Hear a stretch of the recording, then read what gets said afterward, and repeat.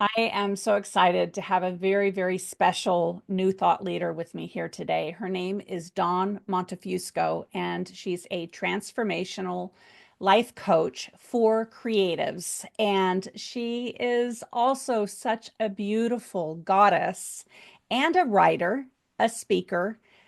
She's got a lot of talent, and I am so, so grateful to have you part of this movement, Dawn, because you are such a powerful new feminine thought leader. And in Oh, fact, Dawn is the one that came up with Awaken, the new feminine paradigm. She was like, oh my God, Schamet, I got something for you. It's so perfect. It's so perfect.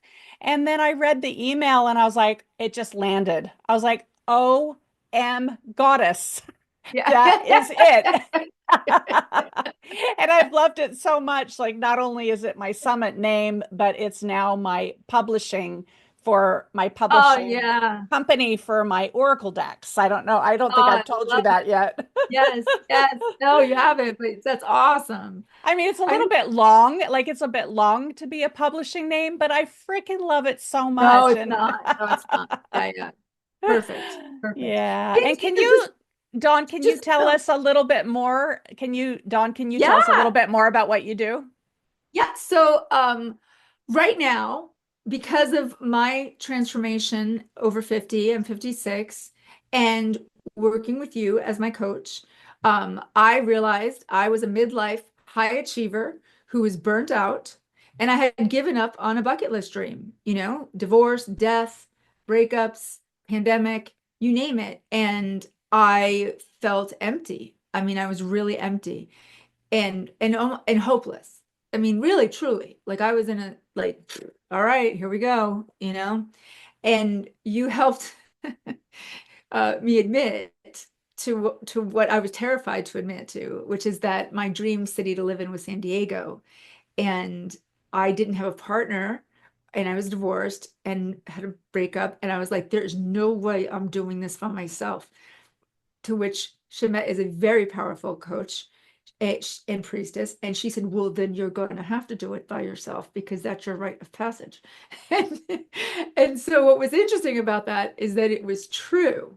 And so I, didn't have a lot of money at the time because of the breakups and the death and everything. Like I was running my business, but it wasn't glowed up like it had been.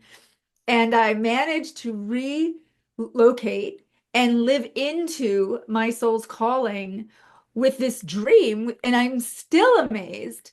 And it gave me a sense of life has just begun, which I think is really important for anyone, let's say 40 and up, like we don't have to say 50 and up, even though, I love people who are in their 50s who are like, what do I do? So I specifically say I'm a transformational coach for midlife high achievers who are burnt out and want to fulfill a bucket list item or a dream. And usually, 9 times out of 10, it's something creative that they've left behind. So I've helped doctors like the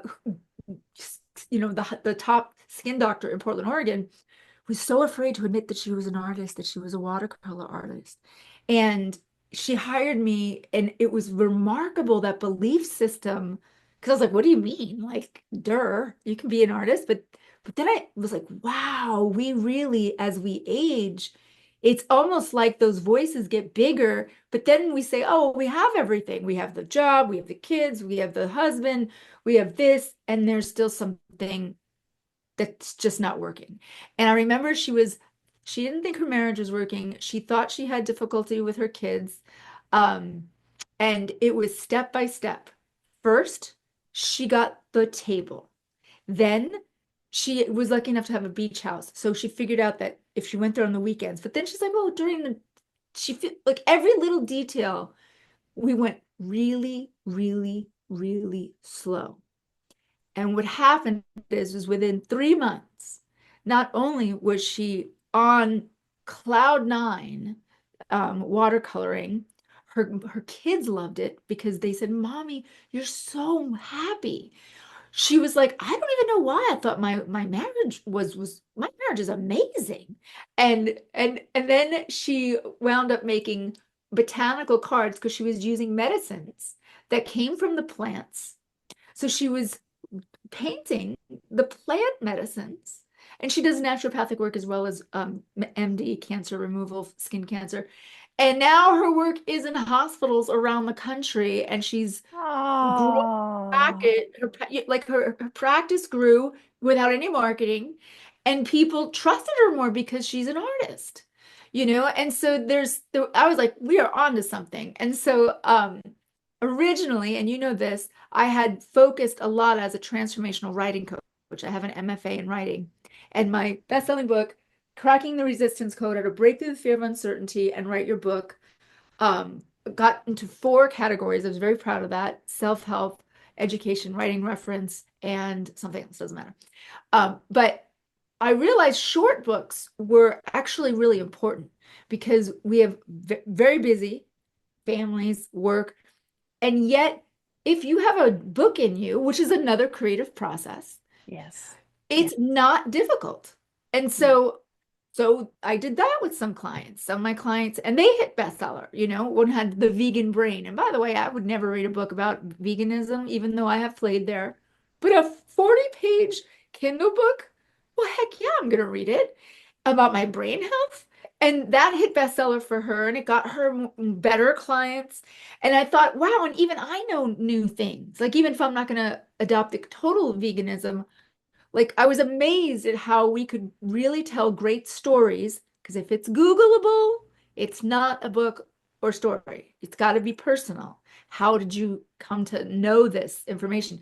So between writing and art, and then even I had a very he's a big shot, worked with Amazon, I'll just say that, for years.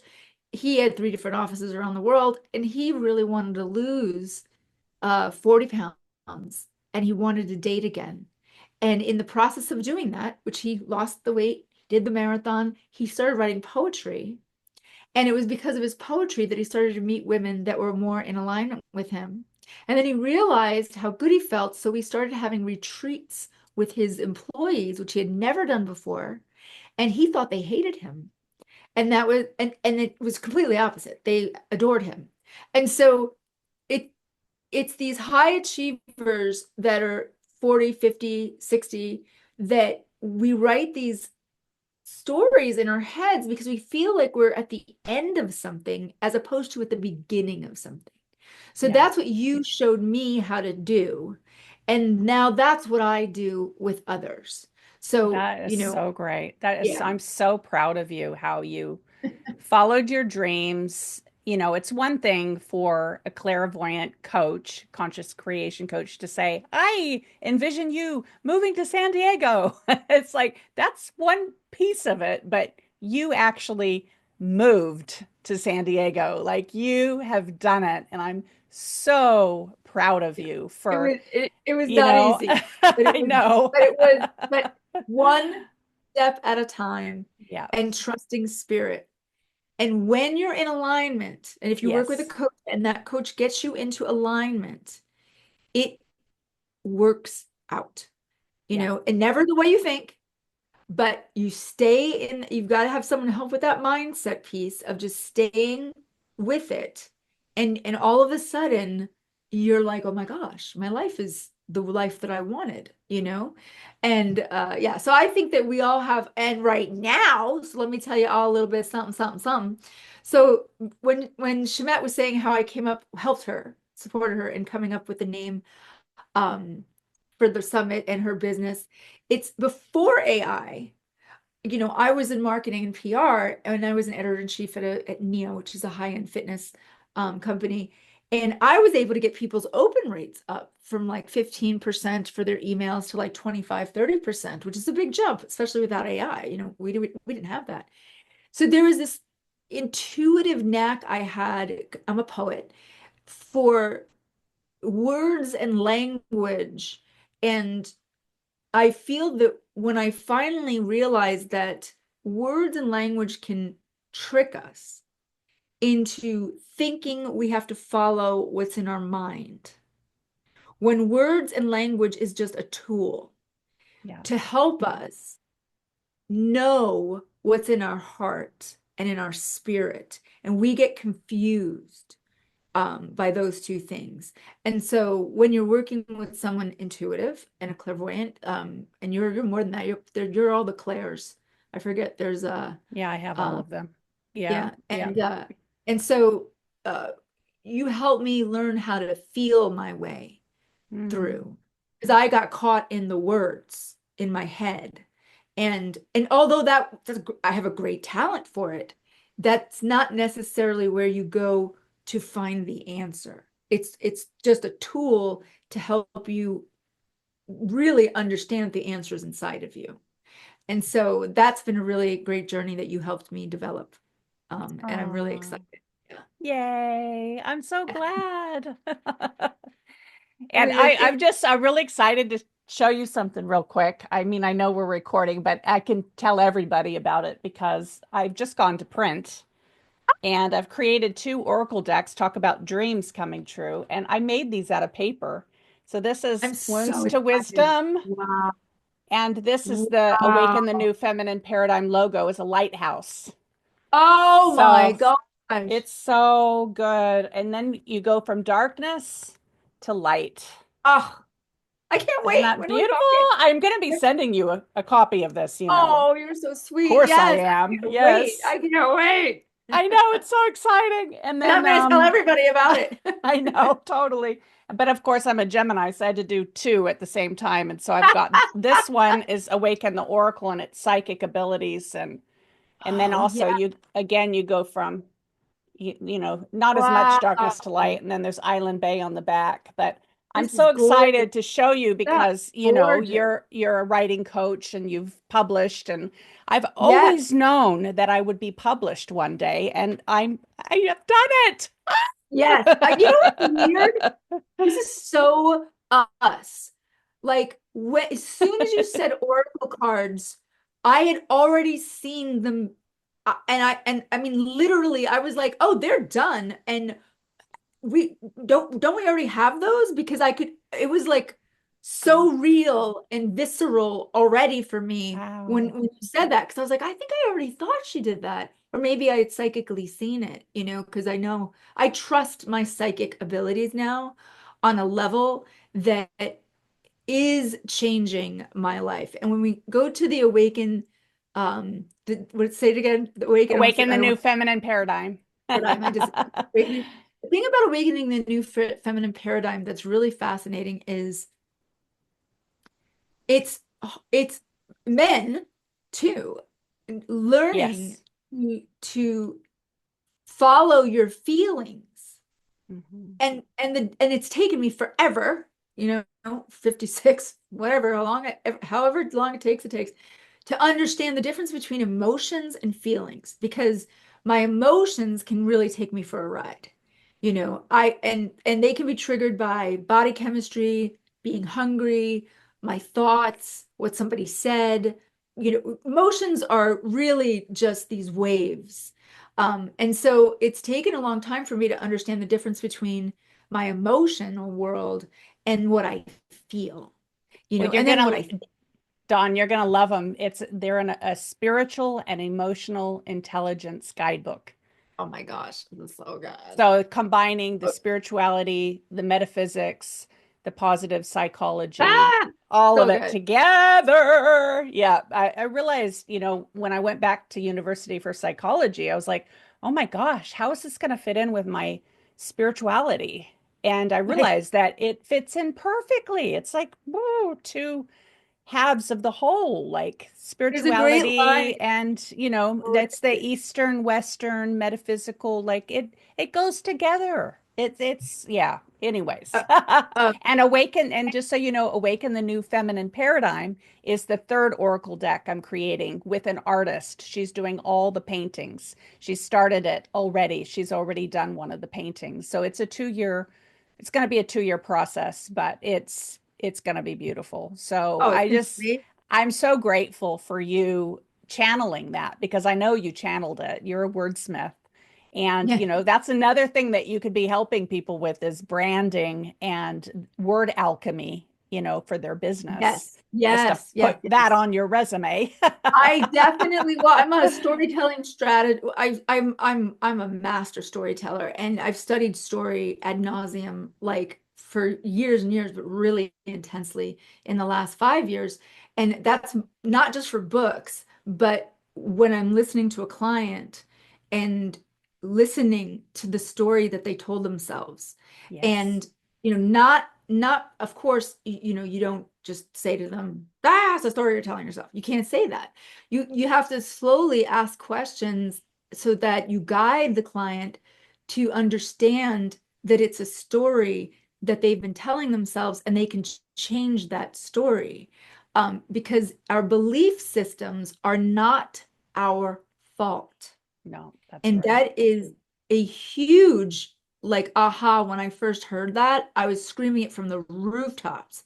It's I like 10 years know. ago. So good, huh? It's like it's not our fault, but it is our responsibility, Mm, especially when we know, to then understand, okay, so what's real for me? And that's that's the dark night of the soul. That's where everything falls apart and has to be rebuilt yeah. because you had this. And Dr. Joe Dispenza says that science is just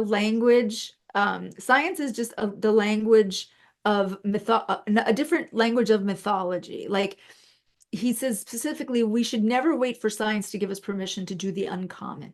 Mm, And but psychology, what's great about it right now, and we have talked about this a little bit off camera, is now psychologists know that, well, our brains are forever, we have neuroplasticity.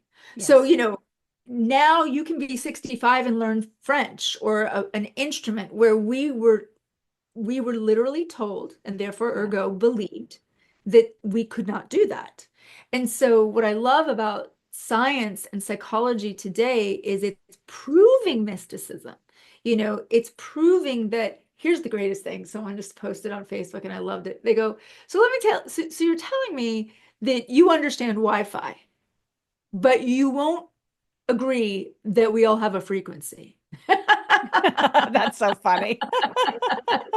Yeah, psychology today has become very new paradigm. I have to say, as I'm, Right, right. at university and listening to the lectures, I'm like, wow, it has come a long, long way. Because Yes. I did 2.5 years of a bachelor's when I was in my early 20s, and it Yeah, is a yeah, me too. completely Yeah, different landscape different. now. Yeah. Yeah, yeah, Yeah, yeah. That's funny. it I did is. that too. You and me Yeah. keep finding out things about each I other. know. We've known each other a long time and we still discover things that are similar. We're like, oh, there you go. Um, and there's something else about awakening the new feminine paradigm that's I'm gonna get edgy. Okay. Okay. Uh, which You mean a girl from the Bronx is going to get edgy? By the way, everyone, I grew up in the Bronx in the 80s. For those that know, you know. So that was the most dangerous place to be in America at the time. So from a mob family, gangsters, gangs. I had to learn how to duct tape, everything but a gun to myself so that I could get to school and back safely. I was raised as a foot soldier, and all kinds of things. So now that I've been on the West Coast for 20 more than, so I was on the East Coast for 21 years, more than that, so 25 years, I'm softer. I've got, which I like, the West is the feminine part of America, whereas the East is the more masculine part of America. It's like the yin and the yang. And what's interesting, and this is where I'm going to get a little edgy, is it's unfortunate because I study story, right? Since the beginning of time, like everything, since way back machine, Chinese, and Japanese, 5,000 years before Christ, those stories, and then the Bible, and then on and on and on and on, Greeks and Romans. But what's interesting is there seems to be in the hero's journey, which can be a macrocosm, you know, and then it's the microcosm, say, being a human. So we have our own hero's journey. That's our microcosm. But then the macrocosm, which is now global, we've gone beyond. Now with the internet and everything, we are global citizens. We are no longer is for as much as you want to say you're an American or you're European, whatever, we're global citizens. So now we have the hero's journey happening at a global rate. And right before the greatest, the light comes out and the healing is happening and the feminine energy is ruling, and I mean that in a good way.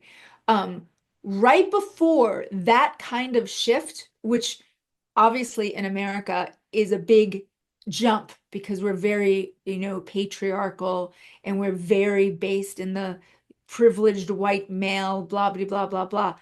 And we know that by 2029, there will not be any pure white people. We know it's going to be mixed race. And so now they're saying, well, we're just trying to keep America white the way you wanted to preserve your culture. Now they're using all these excuses. But here's what's interesting. In You've got to go through the dark night of the soul, and then there's the all hope is lost moment right before the biggest pop, when the light comes out and the bad guys go away. And I'm going to say go away because it depends on the story. Sometimes they're exiled, sometimes they disappear, sometimes people push them away, whatever it is. But it's that all hope is lost, dark night of the soul. It's unfortunate, but it is in our DNA. So so we think things are getting darker. The world has been looking down on America and is, really, it's been intense. But that is what happens. Look at how masculine. Look at how they take out the word woman, how, the diversity, equality, and inclusion, which, by the way, is not affirmative action. DEI just meant we're not going to hire stupid white guys. DEI meant we get to hire the right person, no matter what culture they are. But back before DEI, it was a good old boys club. And this is all documented, it's not new. And so now there's this push to bring that back. And for those of you that don't know this, in 1973, which was not a long time ago, I was born in 69. I In was born 19 74. Nice. In 1973, it became allowable for a woman to have her own checking account. So that's how close we still are to Hmm. women's rights, just really starting to get stronger, right? And so what happens? The masculine tries so hard to break it down. And this is true for your neurotransmitters.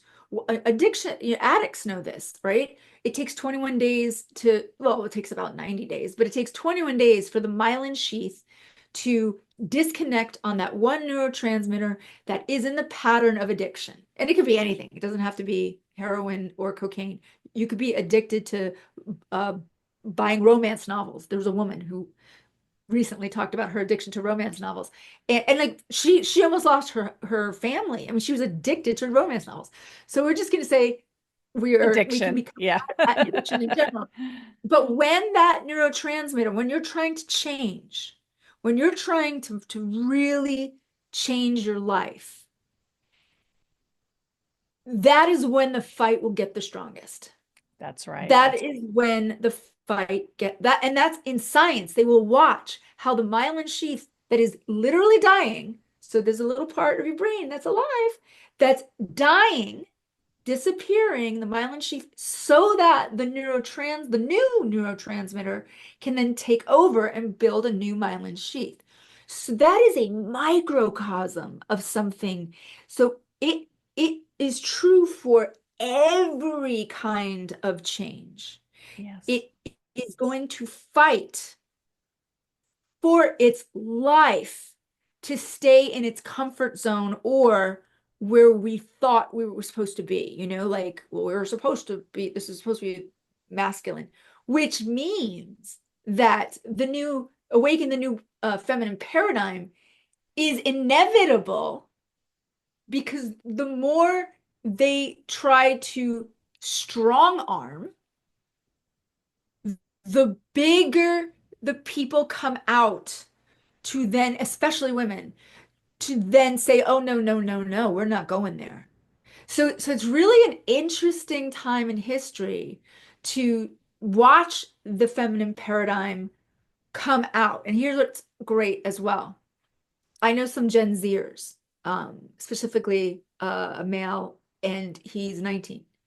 And well, and there's another one who's 24, but him specifically, he has done a lot of personal development, and he's a very macho. Um, Comes from Chicago. He's was in gangs. He has a gang tattoo, and so he's getting it removed. He's changing his whole life. He's going to go to the Olympics because he's a water polo guy. However, what was interesting is he was able to cry and be vulnerable, like when he was talking about things. And I said to him, I was like, thank you for the honor of that. Like, of you, I didn't even know that you could do that because, Mm. we think strong, tough guys don't cry. Um, and he says, oh, no, no, no. He's like, I've been taught, and by the internet, and by friends, and by new psychology, he's like, if I hold all this in, I'm just repeating generational trauma. And, Oh my goddess, isn't that wonderful? Oh, and I was like, wow. Like, that's so so great. these young men who are willing, and they call themselves, instead of alpha, I think it's sigma or beta, it's cute. They have their slangs. Well, Oh, I'm that's all so about it. good. But Emotional intelligence and awakening is yes, happening all over the world with all over the world. And the everyone. Yeah. youngsters are Mm. embracing their feminine. They actually get angry. Like I've seen a couple of, I mean, I run in a crowd where there's not a lot of people. I'm more picky now about who I let them to my inner circle. But we have like a 19 to 24-year-old, and maybe like 36, 31, 46, 56, and 48. That's kind of the little crew that we might have a game night here and there. But the younger ones are the males, and they stick up for themselves to be able to express their emotions. It's it's Beautiful. like it's like, we get to do this now. Like if Yes. you haven't read, if you haven't heard. I love it. So, so I'm really like, and so then if you think about that, and that's growing up, that feminine paradigm is inevitable. It is Yeah. an inevitable, but it must go through the kicking and screaming phase of the men who are boys who who just want it their way, They right? want it like it's And always been. And, yeah, there are mostly probably the older generation want to hang oh on yeah, to what yeah, they've known yeah, because it's oh what yeah. they've known all their life. And, it is just part of growth. It's part of the cyclical nature of The things, best isn't part is I love asking boomers, and I call them the old. There's two. I guess there's two different boomers. When I looked up the generations, there's like early boomers who are younger, and then there's older boomers. And what's interesting is anytime I come up against someone who's, far, far, far right, and I've been an independent. Of course, I'm liberal. Of course, I'm left of center, but I've been pretty stable in that world. But when you come across someone, because I think if you go extreme on both sides, you meet in the middle. The anger meets in the middle. So, but I love it Mm. when I say to them, so when exactly was America great going backward? Like, tell me when. I want to know. And then, then I'll bring up, well, we have so much technology where we're interconnected. Women have so much more knowledge about menopause and about, we finally have male doctors, like literally, I don't have the book in front of me, male doctors apologizing all over TikTok, saying the number one failure, the greatest failure in American medical history is that we didn't study menopause. And Mm.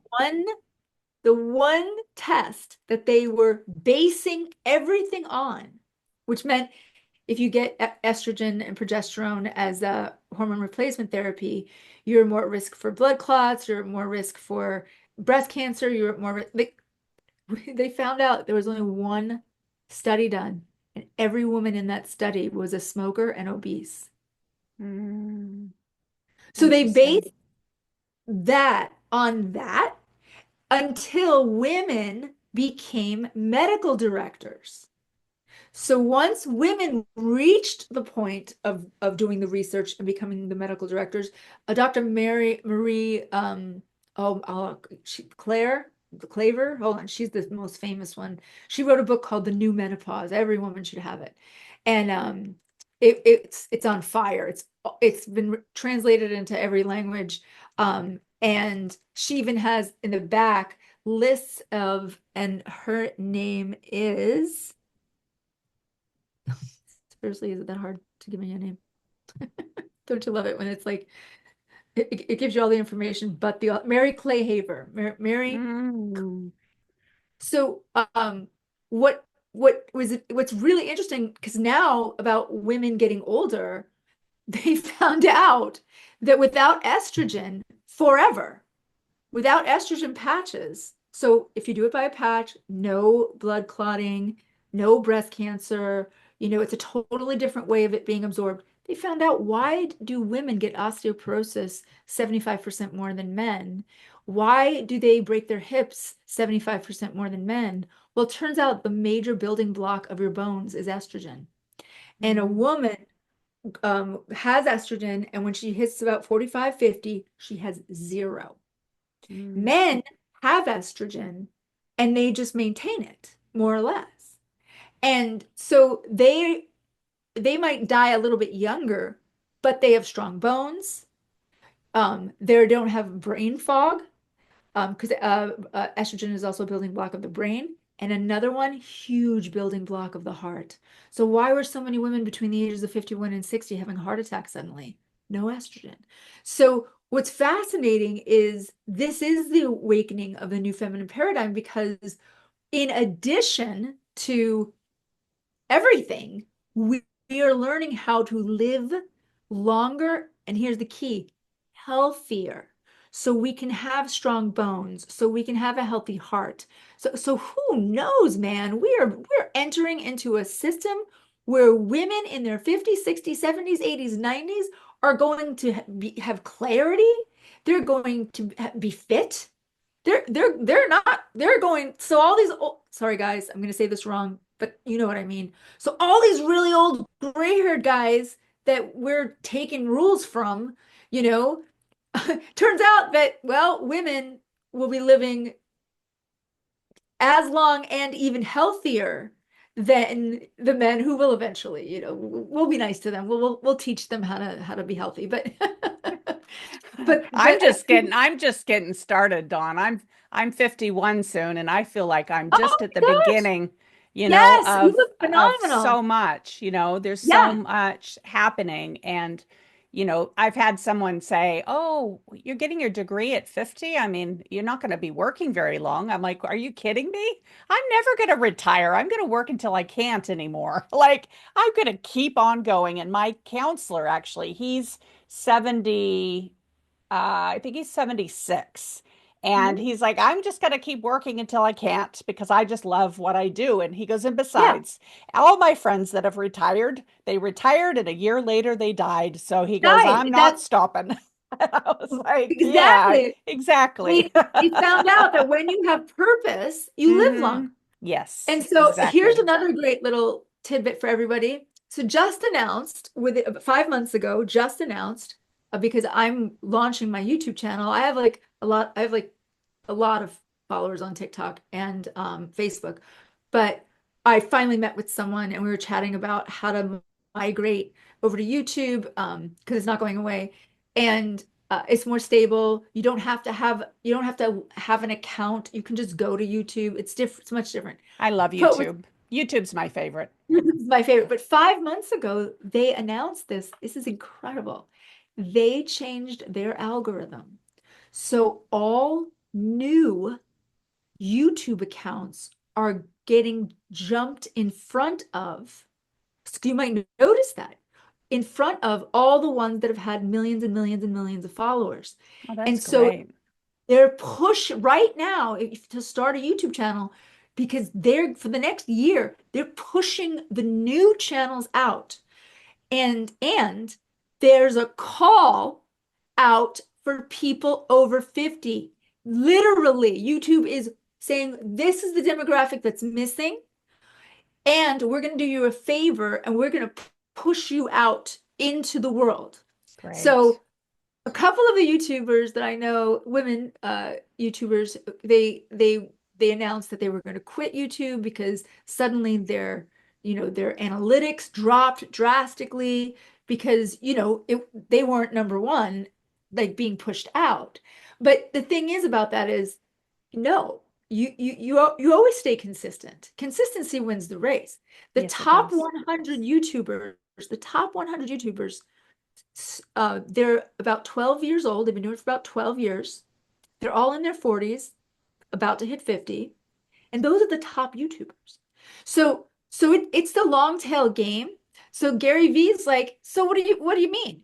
So say I'm 56. Oh, do you not want to have 1 million followers by 66 and get a check in the mail for $200,000 every month? Like, why would you stop? Like, Yeah. where's the stop? So whether it's monetization, and here's what the real thing is, don't do it to get anything, do it to help others. Yeah. Yeah. Those are the channels that are really not going like, and it could be an entertainment because I like to entertain. So some of my YouTubes are silly, and I do New Yorkers, and I talk and I do some impressions. And I say, if my dad was alive today, I asked him, Dad, what am I gonna do with his online dating? And he'd say, you know what, kid, I think you gotta be a little more patient. So like I get to use my acting and my entertaining. And so you can do so much fun stuff. And so as a woman, in a midlife woman, they are having so much fun being a Yeah. creator. It's not a lot of work, it's not a lot of time. You just need a smartphone. And so I feel like there's an unlimited amount of there's always been an unlimited amount of creativity. But now you don't have to like hope somebody sees it. Yeah. Now you can be, and granted, that's the scary part, right? That I am guilty. I am guilty. I'm gonna just say right now, I sound really confident and I'll tell you, here's the deal. I was gonna start this channel a year ago. I've been terrified. Yeah. And I had to get clear on why. I was like, what is going on? Well, one, I'm glad I waited for because I needed some clarity on what I was going to what would bring me joy. And how do I spread that joy, right? Because there's a lot of darkness going on out there. So first I had to get clear on the fact that I want this to bring me joy and other people joy. Even if some of it's hard, courageous conversations, there's you gotta laugh. You gotta have some entertainment in your life. I love it. I love it. And that's why I love YouTube is it can be your own show. Like you Oh, can be whatever you want to make it. I love Carol, it. But Carol Burnett I'm show. gonna steer you Oh into yeah, the leadership show. do it. So Yeah, yeah, yeah. Let's do so it. let's get going with that. I mean I could listen to you talk for hours and hours, Oh, but you're sweet. I love you. I love you too. Yeah. So what does leadership mean to you? Good question. Um, Two things. I had a shaman tell me when I was 34, when I said, I think I'm a leader. And we were doing heavy work together, 3 hours a week for 6 months. It was incredible. He looked at me, he got in my face. Because real shamans, by the way, aren't always nice to you. Um, he got in my face and he goes, oh, you think you're gonna be a leader? He's like, you're one of the most powerful leaders if you would just open your freaking mind because of course you are. But I wasn't ready. I was sort of like, what does that even mean? You know? And then as time went on, I started to realize leadership is truly about getting to know yourself on a level of pure love and acceptance so that you can then, whatever your magic is, you could be a real estate person, you could be a coach, you can be a hairdresser, you can be, I mean, it's literally from, you can be Kobe Bryant, may he rest in peace. You can be, Oprah Winfrey, Beyonce, you can say all that stuff, all those big shots, but whatever it is, it doesn't matter how big or small it is. It's when you are willing to say yes to your life, you can help others say yes to their lives. And that goes back to the belief systems and the language we use in our head. So I think leadership is one, even though I talk a lot, leadership is about listening, allowing others to feel heard, empathizing with them, whether you agree with them or not, just seeing it from their perspective. Perspective is a major part of leadership, being willing to see different perspectives, because everyone gets stuck in perception, but perspective is what a leader is capable of. Let's see these. And but that comes from self-acceptance and self-love. And then you get to give that.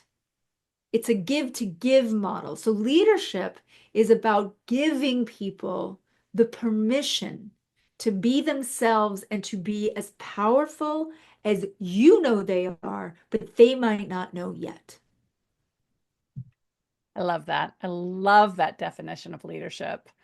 Yeah, I just every word I was like, yes, I resonate with that. I can feel that in every cell of my body. So love that. That was a great journey. Yeah, yeah, And yeah. what's your you talked about it a little bit, but your perception of old paradigm leadership. Old paradigm leadership is I've got an idea, you're going to do it my way, period. And even if the person that I'm working with or my team or my family, even if they have a better idea and they can get to the goal easier and quicker, no, you're going to do it my way because that's the way it is. Great example. This she was making a meatloaf. It's a story about the woman that was making a meatloaf. Oh no, a ham. That's right. She was making a ham. She cut off the front of the ham. She cut off the back of the ham. And there were some seasonings that was a family recipe and da da da. Well, finally, she got it was a bigger family gathering, and she said to her great grandmother, who was getting on with her years, and she says, "Grandma, why don't we cut off the front and the back of the ham before we season it and cook it?" And she said, "Oh, because we were too poor to have a bigger pan." So it had nothing to do with the recipe. So old leadership is blindly, not questioning, not critical thinking, not looking at it from different angles. Old leadership is this is the way we've always done it, and so this is the way we're going to do it. And you're just going to keep doing it that way because that's just the way we do it. And that makes sense in a world without social media, without the internet. That makes sense in a world that's not globally connected. That makes sense in like little villages or when we didn't even have phones. That makes sense because that's all we know. Yeah. That's all we know.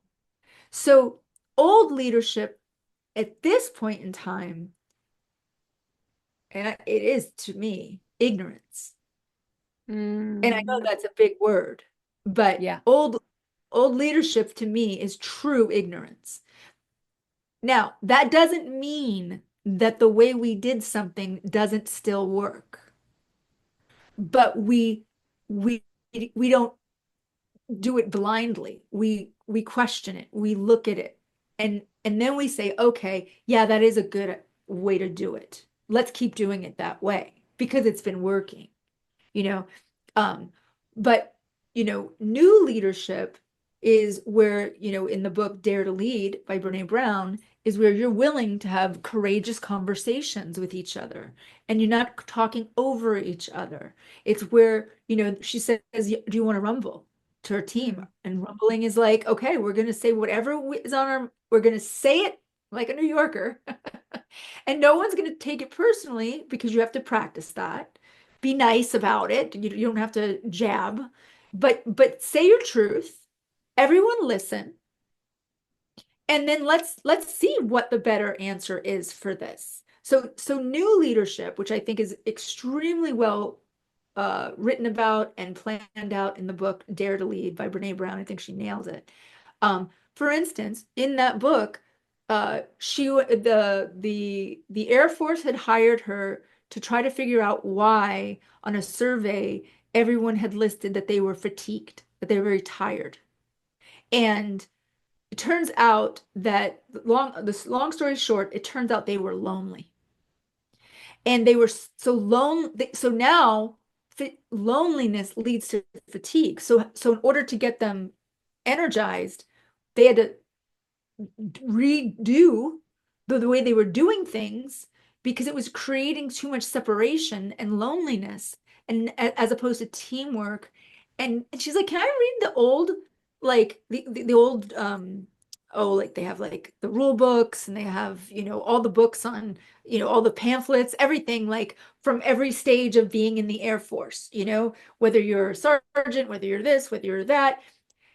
And the older version had feelings included. And it emphasized to be, your buddy, the one that, you got each other's back, emphasized how does he feel?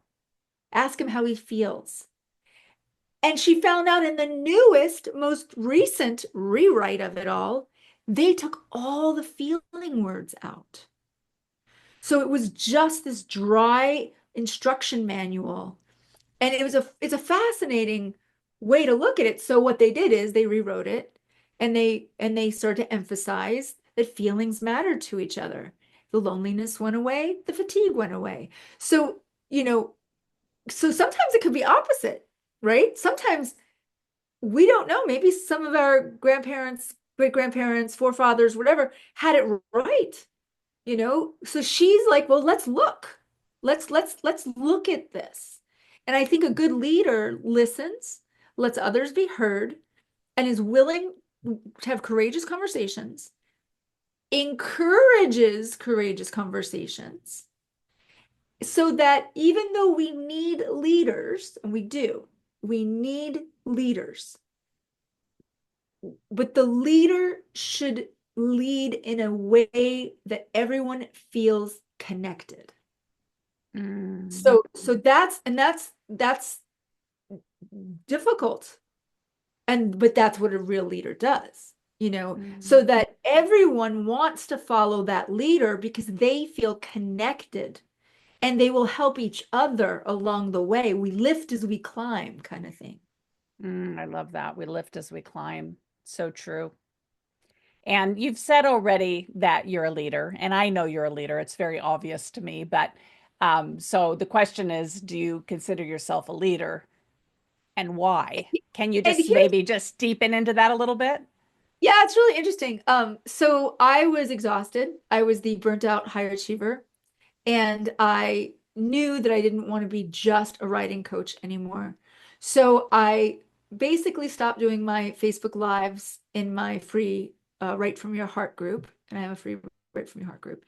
And I basically isolated myself when I got to San Diego due to I have some serious complex PTSD that I'm proud to say I've been working through, and things are getting much, much, much better. But there was this level of safety that I wanted to feel.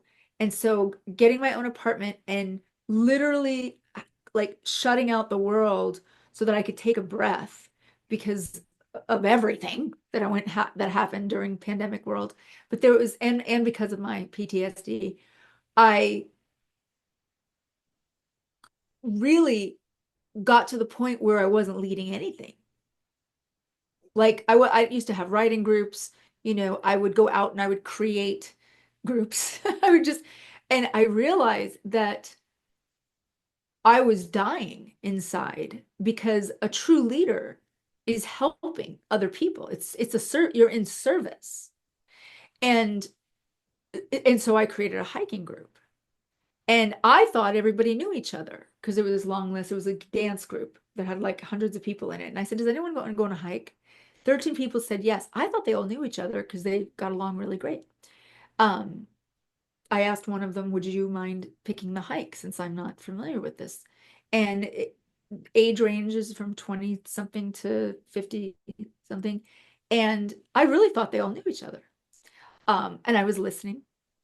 And one of them wanted to paint portals to fairies. He had organic paints, and he said, "The macho guy," and he goes, "Is it okay if I paint some portals for fairies to go through?" And everyone was like, "Oh, let's do that. That sounds great." And I'm like, "I am so in California right now. This is awesome." I And love so it. I was like, "I love this." And so here's what's interesting. As we're coming off the hike, they said, "Oh, did you say your birthday's in 2 weeks?" And I was going to be 55. And I said, "Yeah." And they said, "Well, we're going to have to celebrate." And I said, "Oh, okay." And one of them said, "We'll do it at my house." And the other guy says, "Well, I'm a DJ. I'll bring my decks. And do you like house music?" I said, "Yeah, okay." And so fast forward, I arrived for my birthday party. And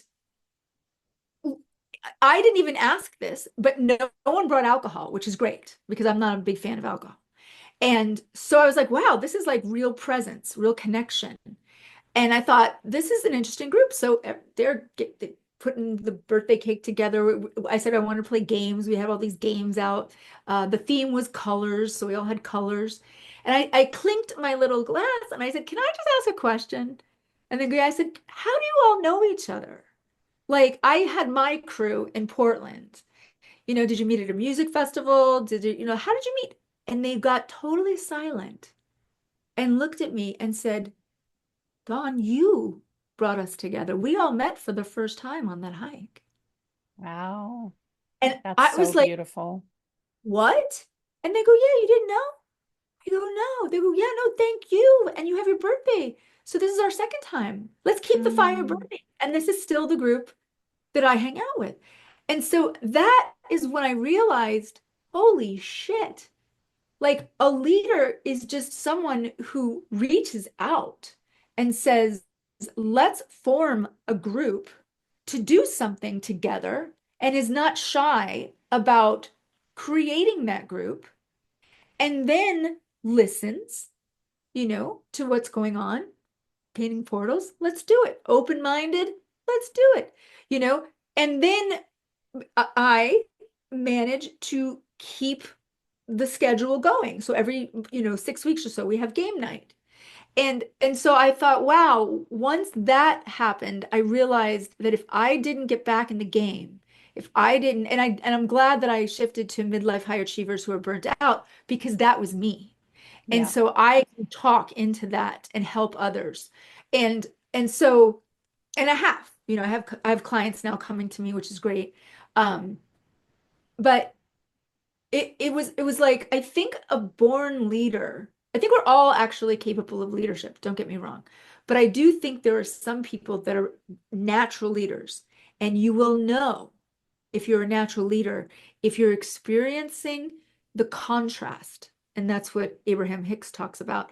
So if you're depressed, if you have no energy, if you're not sure what's wrong, and that goes through your head, it's possible that you're a leader not leading and you're Mm, following, and you, that doesn't mean you don't follow other things, right? Like I'm right up, I have recruiters looking for contract work for me, and of course I'm going to be, they're going to be my leaders, whoever owns the company, and then I'll maybe lead a team. But leaders have leaders. But my point being is that if you're experiencing a deep sense of loss, like lost, something isn't right, but you can point to things that all look right. Well, that's working, that's working, that's working, that's working. I don't understand. I bet, I'll bet that if you just got three people together to do something that you enjoy and you just became a leader of a little pack, could be anything, could be ceramics, it could be pickleball, and and and then realizing you have brought people together. Watch how that expands. Watch how that makes a difference. Because we need more leaders.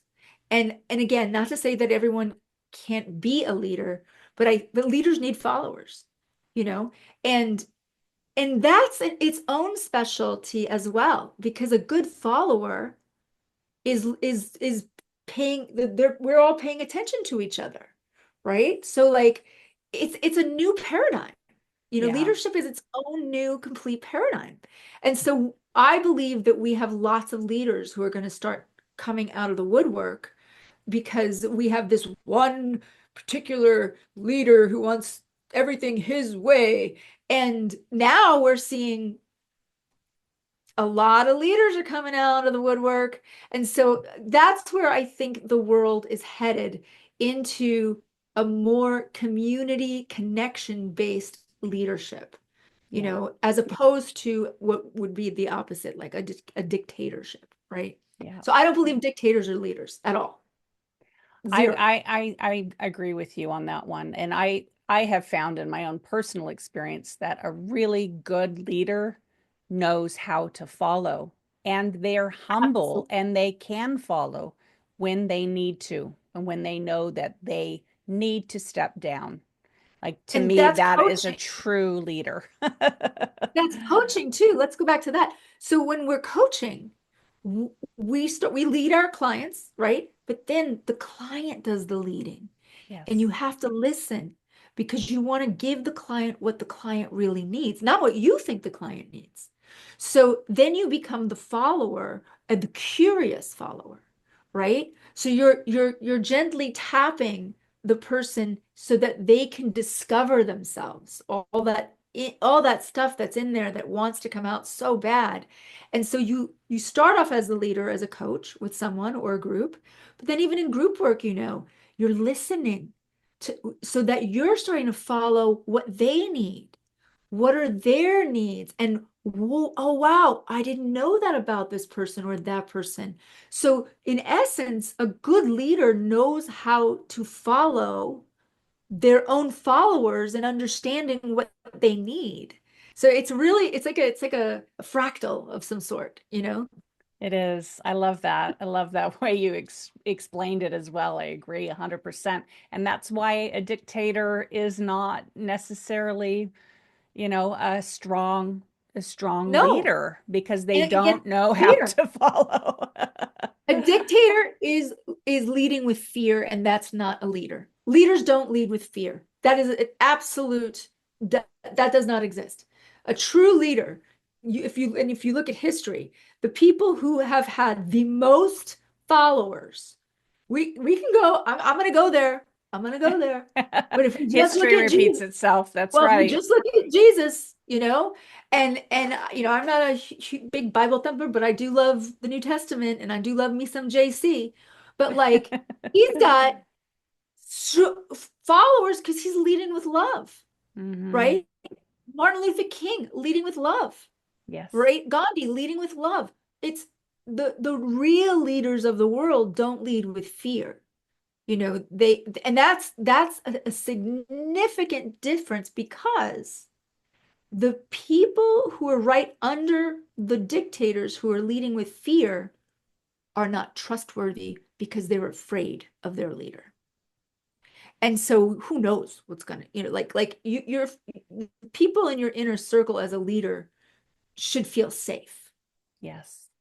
And that was my And next question, actually, is who are your favorite leaders and what are the characteristics they exhibit that you love? you know, I have all kinds of leaders that I love. So like Brene Brown is a leader who I love. I mean, she's just so cool. And I love, by the way, she said to Elizabeth Gilbert, who wrote Big Magic and Eat, Pray, Love, she said to her, I'm not a writer. I can't write a book, but I want to write a book. And Elizabeth Gilbert said, just get some of your friends or hire some of your assistants, go to a beach house, record yourself, have them ask you questions, transcribe it, and then just write from there. 12 or 13 New York Times bestsellers later, Brene Brown is a writer, you know, as well. But, you know, she really studied the psychology of vulnerability and leadership. So I just love her because I feel like everyone goes to her when the shit hits the fan and you got to figure out your company, your leadership skills. She's really done a great job at bringing that together for men and women. Um, I'll say it again. Jesus is one of my favorite leaders, and I'm not, like I said, I'm really, not a particular, like I don't go to a physical church every Sunday, but there's something about the story of the way he led is phenomenal, right? Uh, the forgiveness, the love, you know, just the strength, um, the anger, he wasn't violent, but he got angry. We have to remember that. Another leader that I actually is new. Well, there's Gary Vaynerchuk. He is an incredible business leader, like incredible. I followed him 15 years ago when he had like 10 followers on YouTube, and he wanted to help his dad. His dad had a gas station and had this little section of wine. So he started a YouTube where he was just selling the wine. And then eventually it blew up and he wrote a book called Crush It, obviously crushing grapes, because he grew his little dad's business into a multi-million dollar business.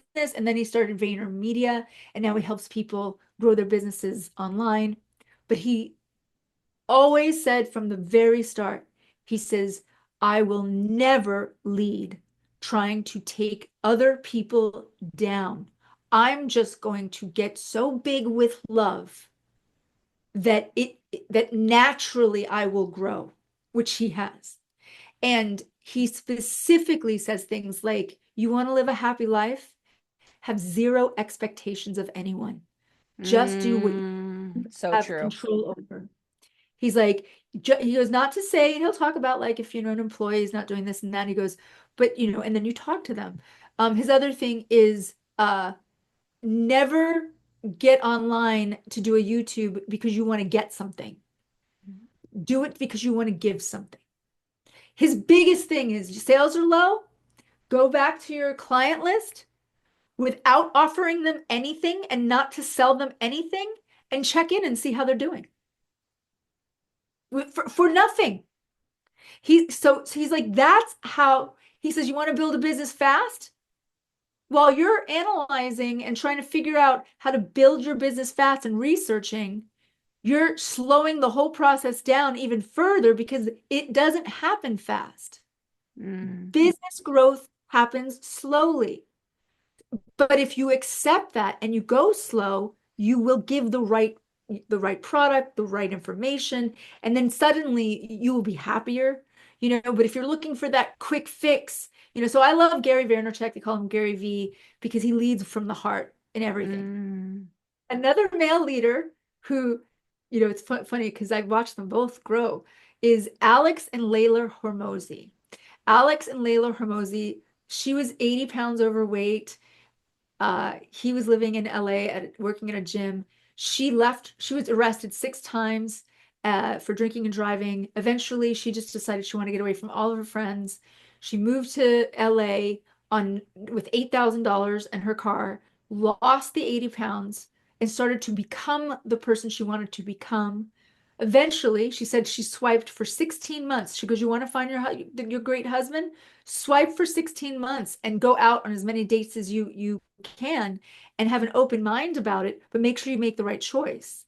So they got Mm. together and they wound up growing their business together, and they now have a business called acquisition.com. But here's what's great. All, and I mean all of Alex's trainings and information. It's like you don't need to go to business school. It's all free. He gives everything away for free. And he says he does it because he was broke and he hated that feeling, and he doesn't want anyone to ever have to feel that feeling. So there's always something that you have to offer that you can make some money on, not because you're trying to make money and take money from people, but there's something that people want you to offer them.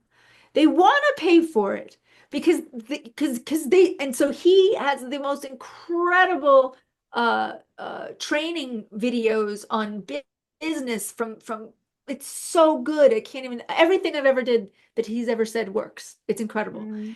Because I did lose everything when I came here and I was depressed. And then I've been rebuilding and everything he said works. But here's great. His wife, turns out she's the leader because she knows how to lead people.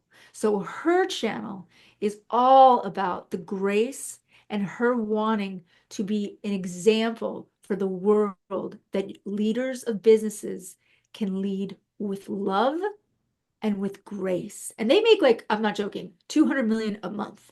So like they really, but her major thing, she's a woman, she's gorgeous, and she leads with love. She leads with Mm. compassion. And she's really, that's her mission is to show the world, that you can lead, you can grow these big businesses with compassion. And so, and then I'll end with uh oh, her last name is Lively. She invented Spanx. Um, hold on, Spanx. Because she Oh, had I know who you're talking about. I heard her speak on one of Tony Robbins' events, and she had she's great. a She's pooch. fantastic. Her name is, come on, Spanx. Come on. So, So Spanx what founder. I'm, Hold, because she has a line. Sarah Blakely, she has a line, and I love this. She said she had $5,000. That's it. She had a pooch. She invented tights that tuck her tummy in. They asked her about money. She's famous for this quote. She goes, money only magnifies who you already are. So if you're miserable, you're just going to be more miserable. If you love yourself or you've done the work, then money is going to magnify that. So, mhm.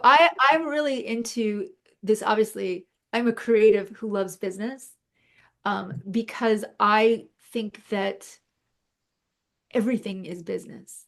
And I wish we had a different word for it to some degree because it's gotten a bad rap. But we're kind of going back to our forefathers where we had, little shops where people did their special thing, whatever that special thing is. And now we get to do it online. And so I'll end with that. And Benjamin Franklin, but we won't go there. I love that. I love that so much. And what does power mean to you when you hear the word power? What does that mean? I would say, like I'll go back to an old belief system. When I first hear that word, I get angry. Like it's just that's the truth. That's my truth, right?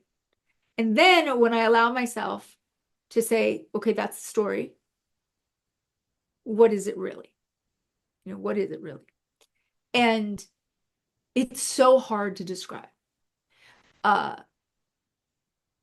Power is being able to fail thousands of times and be okay with that because in order to be good at anything, you have to fail. And so powerful people are willing to fail over and over. And to powerful people are willing to do the boring thing so much so that they can master. Power is being focused on one thing, not 10 things. Power is understanding that when power is utilized and in alignment, we all have it. But we scatter it. So when we are able to harness and be disciplined to trust one thing at a time, your it's like a video game, like you get all the coins, your power levels go higher and higher and higher and higher and higher because you're doing one thing at a time and you're doing it well, whatever that is. Example, we're not crawling. Why? Because we didn't tell our kids, you know what, you should stop trying to walk, you keep falling down, right? Like but power grows from failure. Power doesn't grow from success. If everything was easy and everything worked out, you would not be a powerful person at all. Because then if one thing went wrong, you wouldn't know how to handle it. So power is rooted, failure is the mother of success, is rooted in the ability to keep going and then discover it on your own. And then to be able to gift it to someone else, to be able to help someone keep going because you've been there and you know that. So power is something we all possess, and we're in a world where we're just, and this is one of the ways that they get us, is they, divide and conquer. So the more that they divide us mentally, right, scrolling, whatever, the less powerful we become. So we all have a tremendous amount of power, but without the discipline of consistency of whatever that is, getting there and failing at it a lot until you get there, or realizing it's not your thing, and that's okay too, because you gave it a shot. You know what? I don't want to do that, you know. But cool, I gave it a shot, and then you go to the next thing. But you know what? Everything you learned from over here suddenly applies to over here. So power is always regenerating. Power is like energy; it's always regenerating.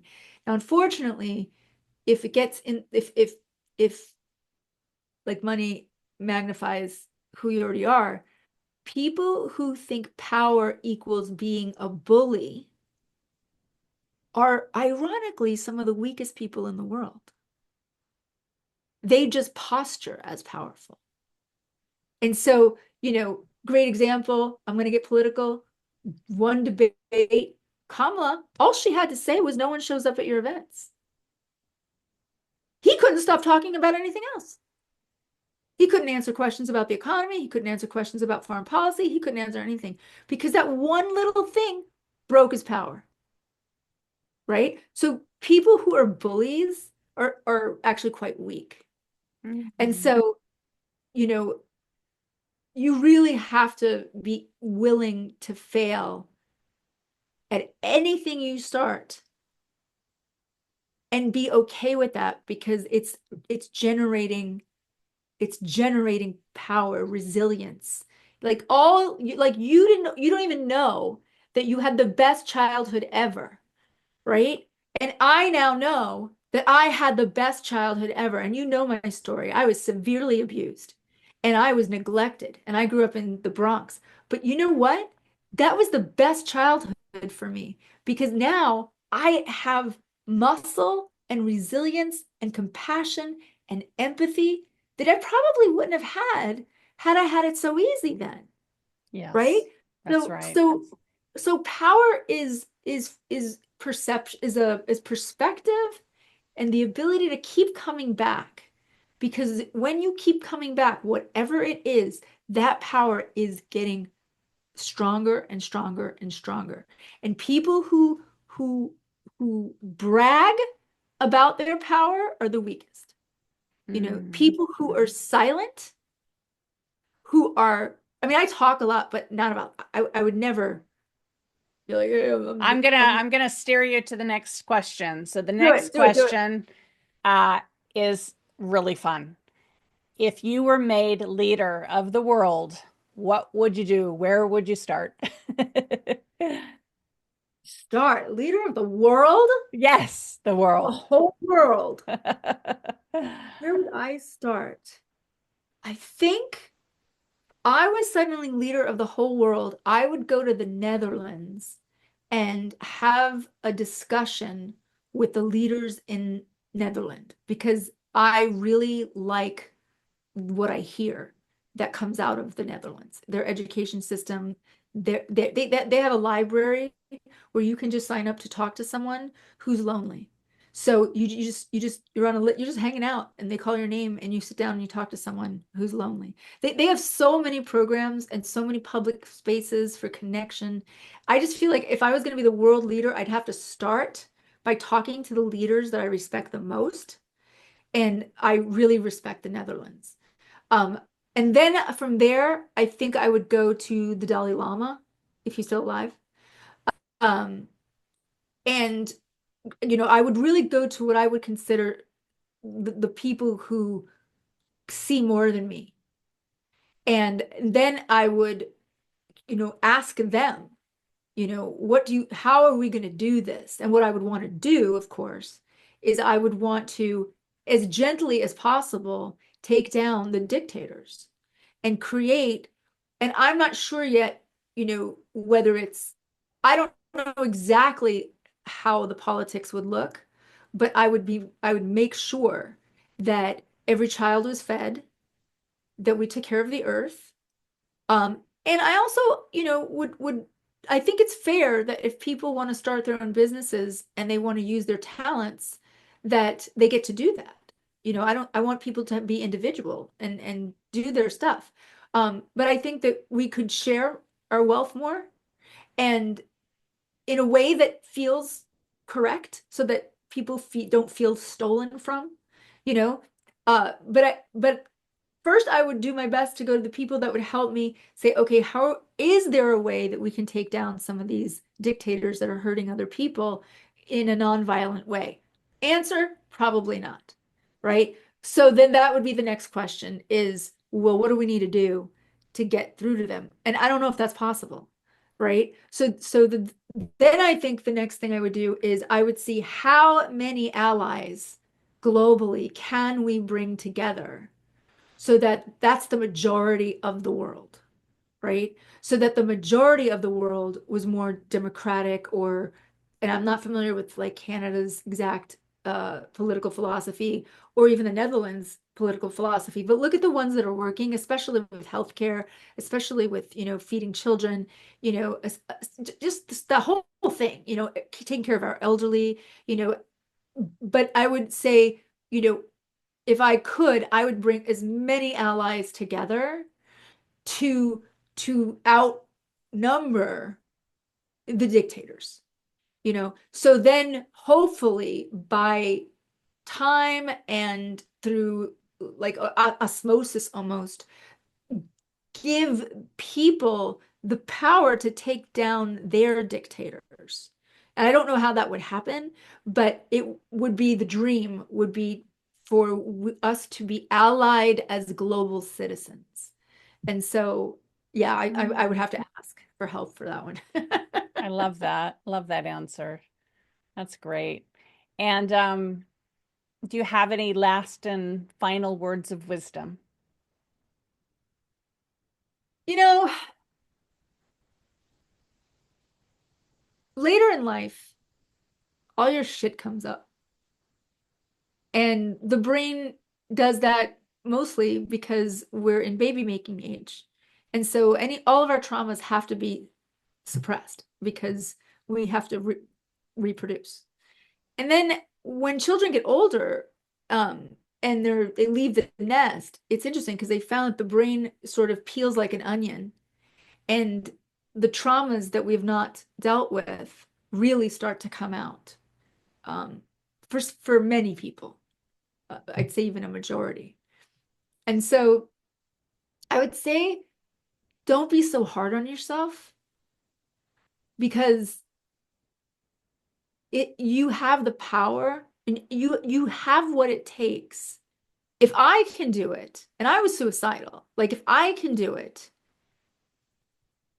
anybody can do it. And what I mean by that is the level of despair that I've had and losing faith, you know, and and then to be open to the possibility that I could heal, and then starting to understand that first awareness of the patterns that I've seen in my life, instead of pointing fingers or instead of saying that's just who I am, you know, uh, I tend to attract a lot of addicts and alcoholics. Oh, I guess that's just who I am. I mean, everywhere, anything. It's kind of, and so then there's acceptance. And so I'm like, oh, I see. I was raised in a dangerous place. Dangerous people are familiar to me. Drugs and alcohol are familiar to me. So this is why this is happening. This energy. And so then there's that level of acceptance. And so I would say try your best to get to a level of accepting yourself exactly how you are, all scrapes, bumps, bruises, wounds, and all. Even if you think you were a horrible person, even if you have grief and shame, which we all do, on things that you did or you said that you just think would not be appropriate to accept, I would say accept that too. Accept yourself the way you would accept a little girl or a little boy who's confused, you know? And then from that place of acceptance,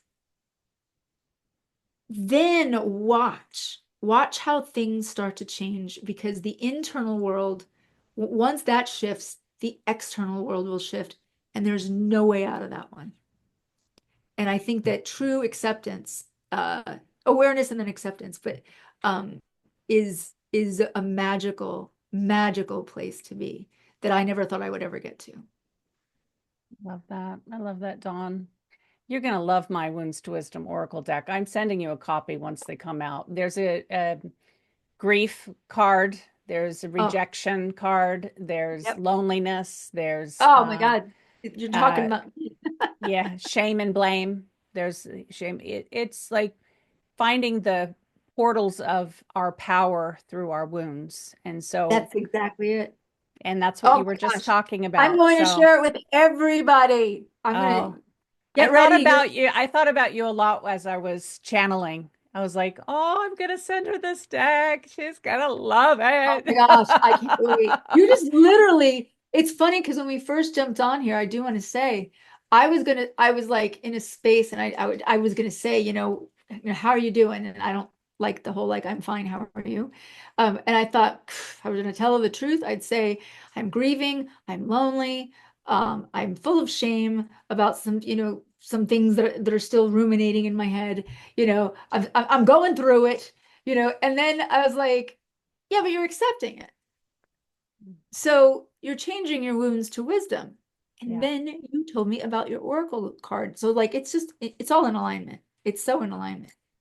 Well, there, all those wounds, all our, traumas, all of are the portals to our power. Like, we would not Absolutely. be doing what we do if it wasn't for what, we signed up for. Like, it's all meant to be. It's Oh, like, amazing. and it's happening, almost like two sides of the coin.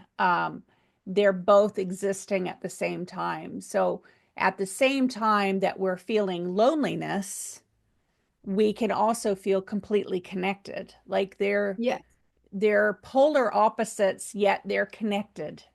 And you can't have one without the other. You can't have heads without And tails, right? honestly, It's like a art, parallel universe, a paradox, and it's all connected. And so, we cannot have joy, for example, without grief and sadness. Like we would not know we what joy wouldn't know. is. We There would wouldn't be know no definition, right? nothing. So we need all of it. We need Yeah. It's all it's of it. and art, by the way, I've been kind of heartbroken about it was a relationship that was a very big age gap relationship, so it wasn't going to be forever. But it was hard to transition to friendship. And so it's interesting because I go back to my guitar, I go back to poetry. So the loneliness is satiated in art because I'm connected. Mm. So the art allows me to feel deep connection with source energy.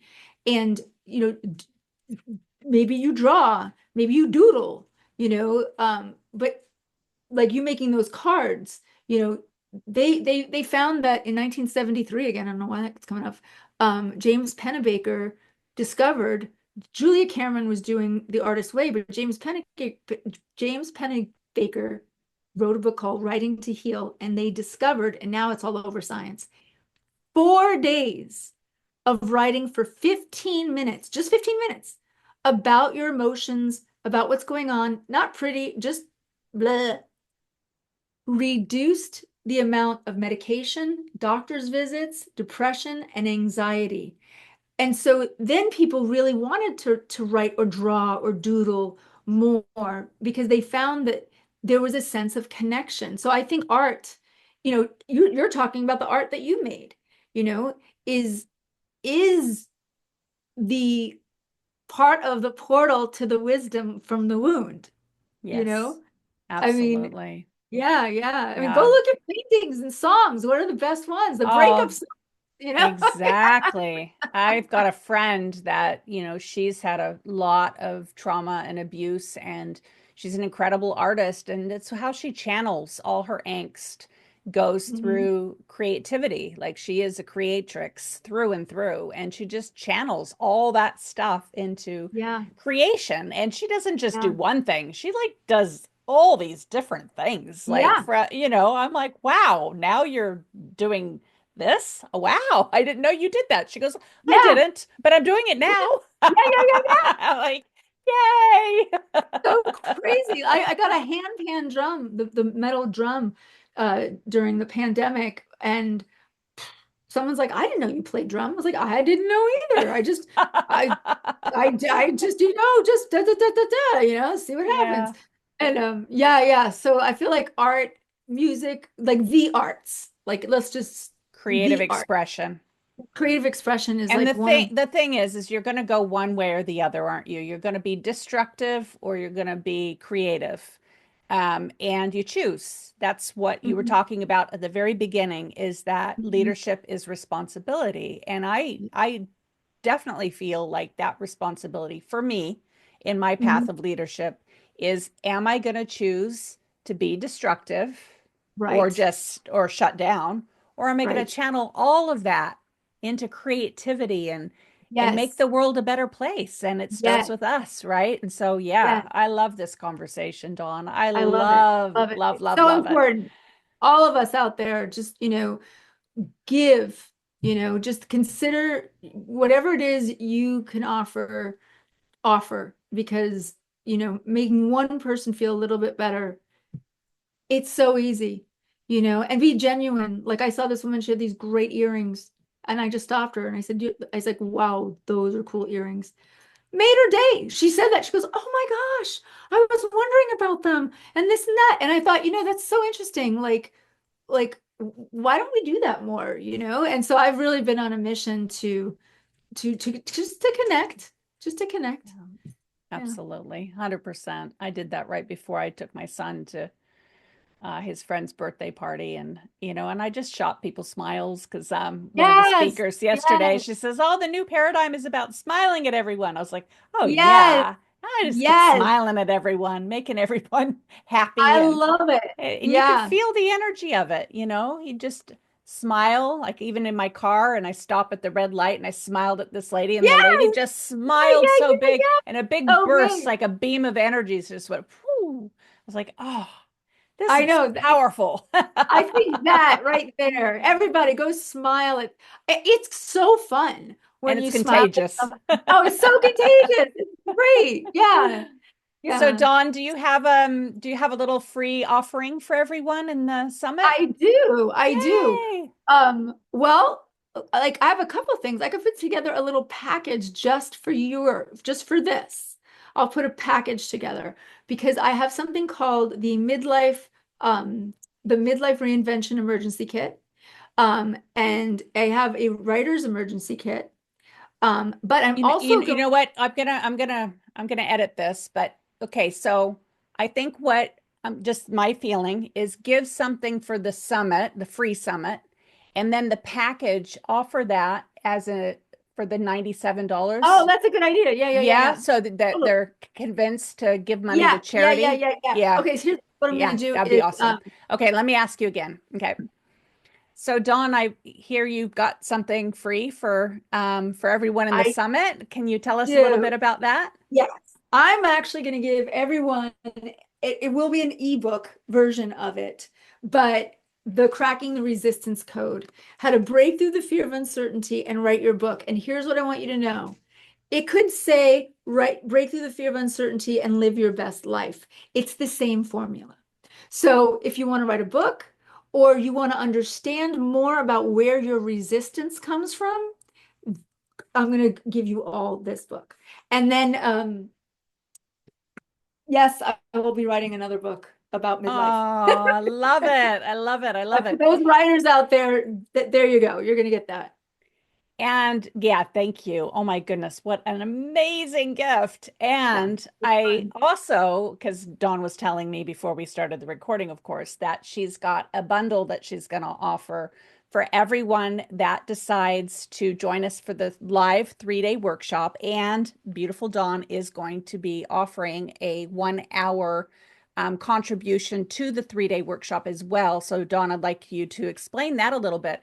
But for those of you that are listening, it's $97 for the 3-day workshop with all of the summit speakers. It's going to be incredible. And every single penny is being donated to the prevention and the awareness of human trafficking. So you'll be, donating money for a good cause, but you also get this 3-day workshop and you get what Dawn is going to be contributing. I'm going to be And can offering you explain a that? bundle. Yeah, Yes. I've got like the a breakthrough resistance training where it's video training for 3 days. I've got this incredible fear and doubt release meditation that truly is, I have to say it's amazing. I learned it from a mentor of mine, so I put it together for people. And I have my midlife reinvention emergency kit. So we're gonna bundle that together, and then you'll have this. You'll be all set. You'll be all set to have all your creativity, get out of your resistance, get out of your own way, and have a good time. Oh my goddess, I'm so excited. Oh, that sounds amazing. Thank you so much. That is So so generous and so kind. yeah. I'm signing up. I want Yeah. the bundle. It's a fun bundle, actually. Yeah. Well, thank you, Dawn. Thank you for your gifts, your wisdom, your expertise, your knowledge. Like I learned so much from this Oh, conversation. I I learned so much by just answering the questions. I'm like, oh my God, that's a good question. So your questions were fantastic because I remember someone said, when you have a good interviewer, thus you can have a very powerful interview where even you learn things that you're just like, wow, did I just say that? So I want to thank you for allowing me to have this experience because this was great. Yeah, it really is a co-creative Yeah, process, isn't it? And totally. a lot of Absolutely. the speakers have really stepped into their leadership and are redefining what leadership means to them through this conversation and through this summit Wow. experience. So That's it's been a awesome. very transformational journey. And, Yeah. yeah. So it's really fun. And you're right. Like any good coach knows how to ask the right questions, right? Yes. Yep. It's all about the questions. Yeah. It really is. Yeah. I've been saying that a lot. I'm like, it's not even about the answers. It's about the questions. It's about both. It's about Yeah, it both. is. Oh, for sure. 100%. Yeah. Aw, thank you. Love you so Thank you. much. I love you. I'm so glad to see you. I haven't, and I'll see you soon. We're going to be on the Oh, summit. yeah. Yeah. Do you want to talk a little bit about what you're going to be offering on the 3-day workshop as well? We've changed the date to May 25th to 27th. So, what are you going to be offering at the live 3-day summit? We are going to get very clear at the lost dream. The thing that you don't want to say that you really do still want to do, and actually come up with a plan. Come up with a very simple plan so that and there's a way to do it where you will see and understand that little piece that you can't put your finger on that you want to do, you know, and then a mini plan, but a powerful one to take those steps to do it. So when the summit's over, you know exactly what you're going to do to get there. Ooh, I love that. I love that. I And was it's basic actually, creativity. In case you're wondering, it's gonna be it's really about there's a creative spark that I think we all forget of when we age, and life and this and that. But unlocking that door, cracking that open and seeing what that creative spark is, and then having a plan, a really good action plan to do it. Um, it'll be great. I'm really excited about that. Oh, I'm so excited about it. I'm so excited about it. It's going to be such a powerful 3 day event, very transformational, potent, and powerful.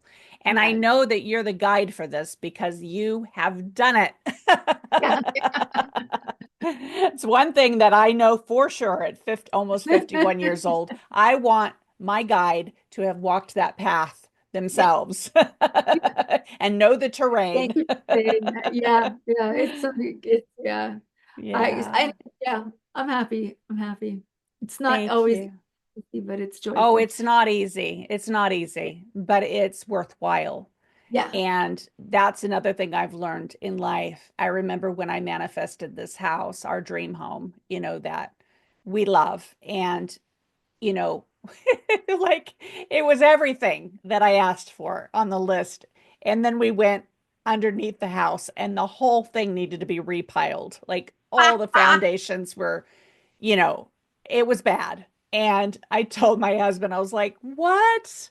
Wait, what? Like, it's everything, and I was so upset. And he goes, oh, you think you were just going to manifest and it be handed to you on a silver platter? And I was like, Yes. yeah, Yeah. Yeah. yeah. And he goes, that's not life. Like, the things that are worthwhile you have Yeah, to it's work true. for. And, Yeah. Yeah. and Yeah. it was intense. We had to repile the whole house and Yeah. like it was intense experience. But you know what? The earthquake happened here in Yep. Wellington and our house, the foundations were done like 3 days prior. So we have really, really strong, good Nice. foundations. So it's exactly like Yes. what you were talking about, resilience. Like our Yes. house needed those new foundations. And Yes. now it Yes. is so strong and so resilient. Yes. So my house went through a transforming your wounds to your wisdom to your superpowers. I love it. And I'm gonna try this thing too, because I have a friend that's going through a lot of weird things. But then I said to him, I go, wait a second. You like to fight for things. I was like, you're into justice. You like to, I said, I think, I'm too. I was like, I think that when something is worth it, if it comes too easy and we didn't have to fight for it just a little bit, then there's something like that's the hero's journey, right? You gotta Right. you there's a and I say fight, not in physical fight, but like you're like, no, I'm gonna do it. It's because if it was just easy, easy, easy, sometimes that can get overlooked. But then you're like, nah, check it out. Now, my foundations, oh yeah, we're ready. Exactly. Exactly. We That's all. got brand new Great. foundations and I can't wait the to come the visit, which I I know am. I'm, totally. it's on my list. The I was like, builder that was working on the house, he said he was going to stop and have a beer, but something told him his intuition to keep going. And I'm like, "Well, thank you. Thank you for listening to your intuition." wow. Yeah, I know. And everything's meant to be for a reason, but I, just wanted to share that house story with you because it's exactly what you were talking about. Yeah, yeah, When those things happen, it makes us stronger. And our yeah, house is now stronger. And yeah. we probably wouldn't have been able to buy this house if it was perfect. So that Right, it was right. wounded was exactly Yeah, why we got it. Nobody else I love it. wanted to take it on. I But love it. I love we're it. fixers. We take things on. We can fix things. Oh, All I right. love you so I much. love you too. We'll talk soon, and I'm going to send you an email uh, just to follow up because I love you. I love you. Okay. Mwah. Bye. Bye.